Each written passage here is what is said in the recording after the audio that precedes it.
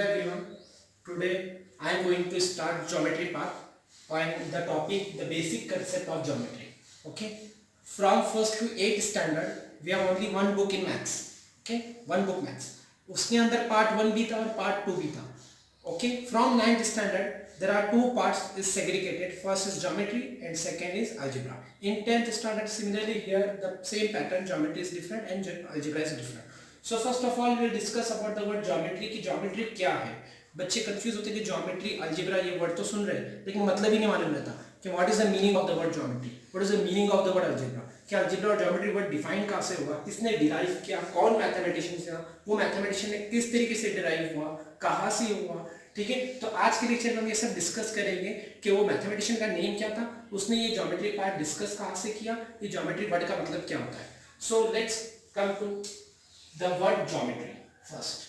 तो ज्योमेट्री क्या है हम देखेंगे. Geometry word is derive from the two Greek words. First is geo and plus second is metry. Okay, if both are together then it will become a geometry. तो what is the meaning of the word geo. Geo is the Latin and Greek word. The word meaning of the geo is earth. Word geo का मतलब क्या होता है, earth. And metry means metra, Latin word है. वही metry को बोला जाता है measurement. Okay, measurement of the earth. अभी तुम सोच रहे हैं कि मेजरमेंट ऑफ द अर्थ मतलब अर्थ को मेजर कैसे करेंगे, इतना बड़ा अर्थ है उसका how will measure the earth. तो अर्थ का मेजरमेंट मतलब अर्थ का मेजरमेंट के अर्थ के इनसाइड जो भी पार्ट्स है उसका मेजरमेंट करना, that study, that knowledge, that content knowledge is known as a geometry part. तो मैथ्स के अंदर दो डिफरेंट पार्ट हुआ है. कुछ पार्ट्स के अंदर सिर्फ कैलकुलेशन बेस्ड पार्ट है जिसमें ना हम एरिया की बात करेंगे, ना हम लेंथ की बात करेंगे, ना डिस्टेंस की बात करेंगे, ना सरफेस की बात करेंगे, ना वॉल्यूम की बात करेंगे. ओके, तो उसको बोला जाता है अलजेब्रा. ठीक है, वो हम नेक्स्ट लेक्चर में डिस्कस करेंगे. और दूसरा जो पार्ट है geometry, in that part will discuss about the some shapes, size and figure of the any shapes and size, circle, triangle, rectangle, sphere. Okay, that type line is known as the geometry. ठीक है, तो geometry word derive from the mathematician. That mathematician name is Thales. He lives in Egypt. Okay, वो Egypt में रहता था. Thallus करके एक mathematician था जिसने ज्योमेट्री का इन्वेंशन किया. Thales, Thales. तो इसने किस तरीके से इन्वेंशन किया, वो जब इजिप्ट गया तो इजिप्ट में उसने बहुत सारे पिरामिड्स देखा. पिरामिड्स पता रहेगा तुमको, तुमने पढ़े रहेगा ज्योग्राफी में कि इजिप्ट एक मिडिल ईस्ट एरिया है जो अर्थ के एकदम मिडिल पार्ट में है. इजिप्ट, वो इजिप्ट एरिया में बहुत बहुत बड़े बड़े अर्थ पे ऐसे पिरामिड्स रखे हैं. पिरामिड्स बने हुए, पहले से बने हुए ऐसे बड़े बड़े पिरामिड्स बने हुए. ठीक है, वो ट्रायंगुलर शेप के होते हैं. ठीक है, तो पिरामिड्स की हाइट काफी होती है, बहुत ज्यादा होती है. उसका हाइट मेजर नहीं कर सकते. तो ये जो थैलस मैथमेटिशियन था वो वहां से गुजर रहा था, जा रहा था. तो उसने क्या ऑब्जर्व किया कि पिरामिड से इसकी हाइट कितनी होगी, how can you calculate the height. तो उस वक्त उस सेंचुरी में ना कोई इक्विपमेंट था, ना कोई चीज था जिससे हम इसको डिस्टेंस कैलकुलेट कर सके. जैसे आज के जमाने में बहुत बड़े बड़े चीजें जिससे हम डिस्टेंस और हाइट्स निकाल सकते हैं. वो टाइम पे हाइट निकालने कोई सोर्स, कोई इक्विपमेंट, कोई चीजें नहीं थी. तो वो टाइम पे उसने क्या किया कि ये जो पिरामिड था इसका शैडो अर्थ पे गिरा, नीचे सरफेस पे गिरा, जमीन पे गिरा शैडो. जब सनराइज हुआ तो जब अर्थ का ये जो पिरामिड है इसका शैडो नीचे गिरा तो उसने क्या माइंड लगाया, ट्रिक लगाया, टेक्निक लगाई कि उसने ये जो शैडो है इसका मेजरमेंट लिया, किसका मेजरमेंट कितना होगा. वो मेजरमेंट की वजह से उसने पिरामिड की हाइट का मेजरमेंट फाइंड आउट कर दिया. तो ये जो कांसेप्ट रहता है, इस कांसेप्ट को बोला जाता है सिमिलरिटी कांसेप्ट. सिमिलरिटी कांसेप्ट, तो सिमिलरिटी मतलब ये जो पिरामिड है इसका सिमिलर शैडो नीचे एज इट इज आ गया. तो इसका जो हाइट था उसके बेस पे उसने किसका हाइट फाइंड आउट कर दिया, पिरामिड का हाइट फाइंड आउट. तो ये कंटेंट नॉलेज, ये तरीके से उसने जो वर्ड बनाया, ड्राइव किया, जो बुक बना दिया, तो वो बुक का नाम रख दिया उसने ज्योमेट्री. ठीक है, तो this is the concept we will discuss in 10th standard. First topic that is a similarity. Okay, in similarity we will discuss about the similar triangle. तो वो इसी से बना, ये ट्रायंगल का सिमिलर पार्ट इधर बन रहा है. समझ में आया. तो थैलस मैथमेटिशियन था जो इजिप्ट में उसने ऑब्जर्व किया कि बहुत बड़े बड़े पिरामिड्स में, पिरामिड्स का जब शैडो नीचे गिरा उसने शैडो का मेजरमेंट लिया, उसके बेसिस पे उसने पिरामिड्स की हाइट का मेजरमेंट लिया. तो वहां से शेप, साइज एंड फिगर के बारे में study, measurements, area, volume, okay, find out करने शुरू हुआ. तो उस पार्ट का, उस कंटेंट नॉलेज का नाम पड़ गया geometry. Now will go to the next basic concept. What is basic concept. ये बेसिक कंसेप्ट बता देंगे बेसिक कंसेप्ट क्या है।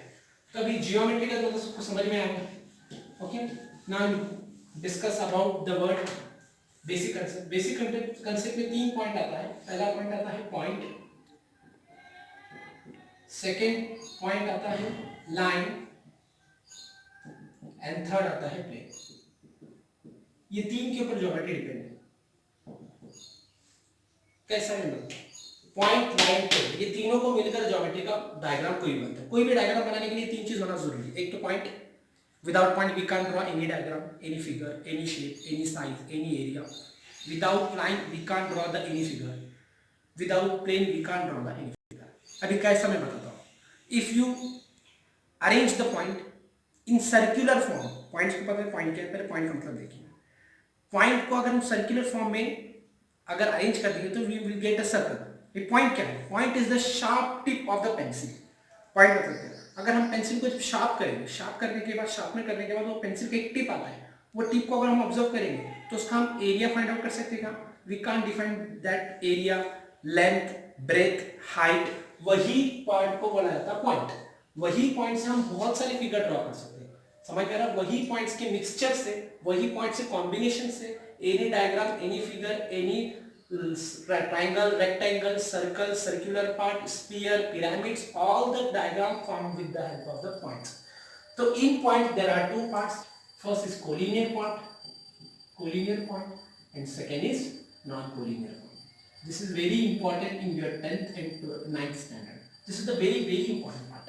Collinear, non-collinear बच्चे बहुत confuse होते हैं, तो इसका मैं concept clear कर देता हूँ. What is collinear point and what is non-collinear point?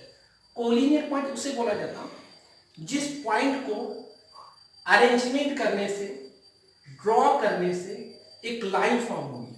क्या फॉर्म होगी? लाइन। जैसे फॉर एग्जांपल ये मार्कर, ये मार्कर को अगर हम ऑब्जर्व करें तो there are many points in this marker. Okay, तो ये पॉइंट्स के जरिए एक लाइन ड्रॉ होगी। तो ये जो लाइन है, ये जो स्ट्रेट मार्कर है, इसके अंदर बहुत सारे पॉइंट्स हैं। वो अरेंज कैसे हुए? स्ट्रेट पोजीशन पर अरेंज हुए, स्ट्रेट लाइन में अरेंज हुए करके ये लाइन बना। That point is known as a collinear point.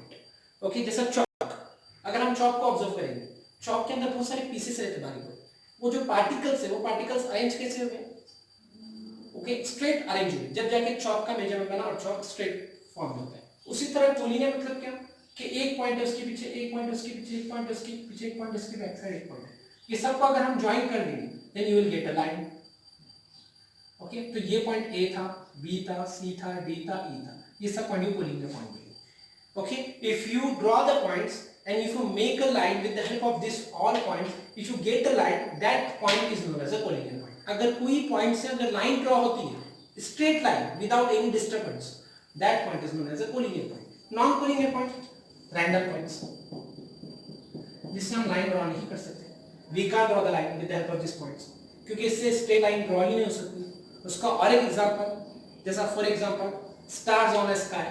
Sky के ऊपर हम स्टार्स को ऑब्जर्व करेंगे, स्टार्स रैंडम पोजीशन पे, तो उसका एक सीक्वेंस नहीं है, तो हम लाइन ड्रॉ नहीं कर सकते। That is a non-collinear. Now go to the line.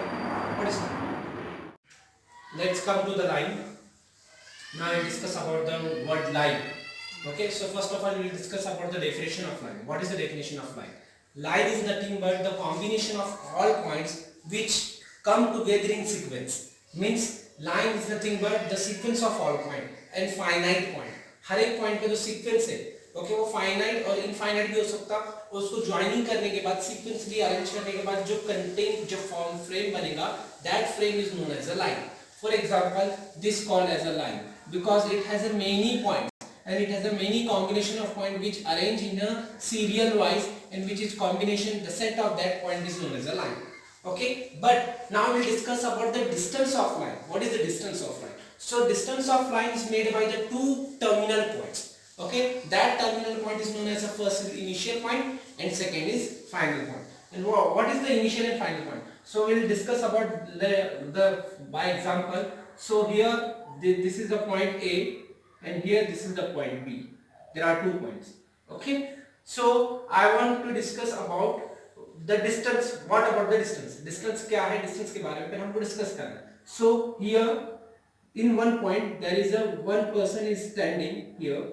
Okay, एक person यहाँ रुका है अभी ये यहाँ से ट्रैवल करते करते करते बी पर पहुंच गया, बी पॉइंट पर। जब वो ट्रैवलिंग किया, ओके, तब उसने डिस्टेंस कवर किया। ओके, समझे ना? तो ये जो डिस्टेंस है, ये डिस्टेंस क्या होगा, क्वेश्चन मार्क, इसका वैल्यू क्या होगा? ओके, ये हमको फाइंड आउट करना है। तो कैसा फाइंड आउट करेंगे? तो ये जब डिस्टेंस, जब यहाँ से पॉइंट ए से लेके पॉइंट बी तक जो पर्सन ट्रैवल कर रहा था, तो बीच में बहुत सारे पॉइंट्स आ रहे थे। ओके, बहुत सारे पॉइंट्स। तो वो पॉइंट्स का हमारे इंपॉर्टेंस ही नहीं है। हमारे दो पॉइंट्स इंपॉर्टेंट है, जो इनिशियल में आए और जो फाइनल में। तो इनिशियल में कौन सा पॉइंट आया? ए, और फाइनल में कौन सा पॉइंट आया? B. Okay, this combination, okay, with the help of these two points we can find out the distance. अभी how you find out the distance? तो इधर क्या फॉर्मूला अप्लाई करेंगे? तो पॉइंट ए से शुरू हुआ, पॉइंट बी पे खत्म हुआ, तो that is the formula of distance of A B. Okay, तो डिस्टेंस ऑफ ए बी का फॉर्मूला बनेगा, और ये पॉइंट ए, ये पॉइंट बी पे जो भी कोऑर्डिनेट पॉइंट था उसको सॉल्व करेंगे, then will get the distance. Okay, so in line we will find out the distance. तो कोई भी पाथ का डिस्टेंस अगर है, कोई भी पर्सन एक जगह से दूसरी जगह ट्रैवल कर रहा, तो एक लाइन बन रहा है, that line, that measurement is called as a distance। जब वो चलते जाएंगे यहाँ से वहाँ, एक जगह से दूसरी जगह वॉकिंग करेगा, तो एक ट्रैवल बनेगा। वो ट्रैवलिंग करने के टाइम पे जो मेजरमेंट हुआ, that is called the distance. Now let's come to the plane. What is plane? Okay, plane is the collection of all lines and the collection of all points. कोई भी surface पे जब कोई भी lines को जब एक के ऊपर ओवरलैप करेंगे, ओवरलैप करने के बाद जब एक सरफेस क्रिएट होगा, वो सरफेस को प्लेन बोला जाएगा। Okay, for example, this is suppose ये बॉक्स है, okay, there is a one box, ये एक लाइन, इसके ऊपर एक लाइन, इसके ऊपर एक लाइन, इसके ऊपर एक लाइन, इसके ऊपर एक लाइन, इसके ऊपर एक लाइन, तो लाइन के ऊपर लाइन एक ओवरलैप होते जाएगी। जब ओवरलैप होते जाने के बाद जो बन रहा है format, that form is known as a plane. तो plane is nothing but the collection of all, the combination of all points and all lines in one frame is known as a plane. समझा? तो कोई भी frame के अंदर separate हो जाएगा, उसको प्लेन बोला जाएगा। जैसा आपको और एक एग्जांपल है, जैसा पेज, पेपर, हमारे बुक का पेपर, वो पेपर एक plane. Why it is plane? Because वो पेपर के अंदर बहुत सारे पार्टिकल्स है, the combination of all particles become a page. वो पार्टिकल्स को कंबाइन करने के बाद एक सरफेस क्रिएट हुआ, that surface is known as a plane। Okay, now so we have completed the concept point, that is a point, line and plane. Now we'll go to the sum part, an example part. So we'll here just draw the, here I draw the just here number line from 0 to 6 and 0 to -6. Okay, oh, and there is some points and there is some coordinate। Okay, जैसे इधर O है, 0 है, 0 का coordinate point है O, 1 coordinate उसका point है A, B पर 2 जो पॉइंट उसका पॉइंट, जो कोऑर्डिनेट उसका पॉइंट है B। ओके, तो अभी जो नीचे जो नंबर्स दिए उसे कोऑर्डिनेट बोला जाता है, और ऊपर जो लेटर्स दिया है उसे पॉइंट्स बोला जाता है। ठीक है, तो यहाँ जितने भी है पार्ट्स, इसको सबको क्या बोला जाएगा? पॉइंट्स। और यहाँ जितने भी पार्ट्स दिए इसको बोला जाएगा कोऑर्डिनेट्स। क्या बोला जाएगा? कोऑर्डिनेट्स। अगर मैं बोलूंगा what is the coordinate point of R, point of R, तो R का कोऑर्डिनेट्स क्या है? -1। What is the coordinate point of C, तो पॉइंट C का कोऑर्डिनेट क्या है? 3। What is the coordinate point of D, D का कोऑर्डिनेट पॉइंट का क्या है? D पॉइंट का कोऑर्डिनेट क्या है? 4। Okay, so these all are the coordinates of point D, E, F, L, M, N. Now we have to use the distance formula in this number line. So first we have to find out the distance of LN and O. Okay. Second we have to find out the distance of AD. Third we have to find out the distance of OD. Okay. So let me discuss about the first question, that is the distance of LO. जब हम LO की बात करेंगे, distance of LO, now I am going to the first question, that is distance of LO। अभी LO की जब हम बात करेंगे, this is a question, okay, नहीं पता, तो इसमें इनिशियल पॉइंट क्या है? What is the initial point? L। What is the initial point? L। And what is the final point? O। तो ये जो डिस्टेंस है, ये शुरू हो रहा है L से और एंड हो रहा है O पर। ठीक है, जब L से शुरू हो रहा था, L का कोऑर्डिनेट क्या है? -6। जब O पे एंड हो रहा है, तो O का कोऑर्डिनेट क्या है? 0। तो this is the two very important coordinates points. अब ये दोनों पॉइंट्स में हमको सेग्रीगेट करना है, which one is bigger and which one is smaller. Okay, bigger smaller जब मालूम पड़ेगा तब हम इसका फॉर्मूला यूज करेंगे, हम इसको सॉल्व कर सकते हैं। तो we have to use the, first of all we have to write the coordinate point, the coordinate of point L is -6. The coordinate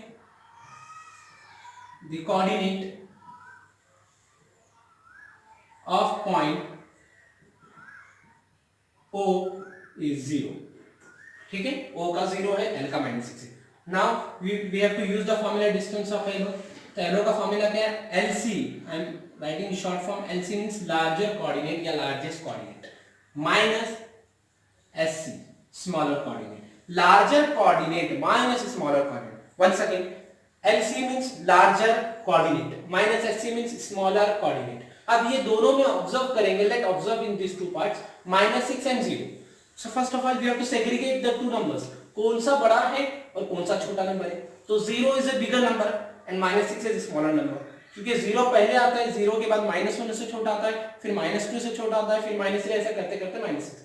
तो first of all we have to write here this is the larger coordinate and this is the smaller coordinate. This is LC, this is SC. ठीक है. तो 0 minus फॉर्मूले में as it is है. What is the smaller coordinate? -6. Now solve this. 0 minus minus you will get plus 6, so you will get a 6 unit distance. Understood? 0 plus 6 is equal to 6. The distance of LO. तो वो अगर कोई भी एक person suppose L से start किया travelling करना और O पे जब एंड किया तो उसने कितना डिस्टेंस ट्रैवल किया? 6 यूनिट डिस्टेंस ट्रैवल किया. Okay, now we'll go to the next question. Second. Okay, second, what is the question? Distance of AD. Abhi how to find out the distance of AD? Same formula. What is the formula? This one is completed. Okay, LC minus SC. Okay, AD. अभी कहाँ से शुरू हो रहा है? Now just rub this part.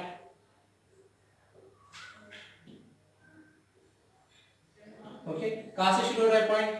L A से शुरू हो रहा है, D पे एंड हो रहा है. तो A से शुरू होकर D पे एंड हो रहा है. तो यहाँ से यहाँ तक डिस्टेंस निकालना. ओके, तो A का कोऑर्डिनेट पॉइंट क्या है? कोऑर्डिनेट वेल 1 और D पॉइंट का कोऑर्डिनेट क्या है? 4. तो यहाँ मैं शॉर्ट फॉर्म में लिख रहा हूँ. A का कोऑर्डिनेट है 1 और D का कोऑर्डिनेट है 4. ठीक है. What is the coordinate of point A is 1. What is the coordinate of point D is 4. ठीक है. So अब यहाँ फॉर्मूला में distance of AD is equal to LC minus SC. अभी A और D में which one is bigger? मैंने कहा होता है LC मतलब larger coordinate और SC मतलब smaller coordinate. तो 4 is bigger. तो 4 को हम LC बोलेंगे और 1 क्या है? smaller coordinate तो SC बोलेंगे. ठीक है. तो 4 is LC. LC के प्लेस पे 4 आएगा और SC के प्लेस पे 1 आएगा. तो यहाँ क्या लिखेंगे? LC larger coordinate is 4 minus what is the smaller coordinate? 1. तो 4 minus 1 will get a 3. Therefore the distance of AD is 3 unit. So like this we can find out the all distance of your exercise questions. So this one, third one is for homework. So you have to solve at home. Just copy this question. Distance of OD. Write down fast. Otherwise take a screenshot of this question and take a screenshot of this whole part. So if you understand this lecture, just subscribe the channel on YouTube, okay, and press the bell icon, okay.